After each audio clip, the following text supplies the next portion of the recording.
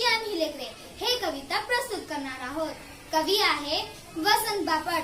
आता पहा पुढचा भाग. आभाळाची आम्ही लेकरे काळी माती आई, जात वेगळी नाही आम्हा, धर्म वेगळा नाही. श्रमगंगेच्या तीरावरती कष्टकऱ्यांची आमची वस्ती. नाव वेगळे नाही आम्हा, गाव वेगळा नाही.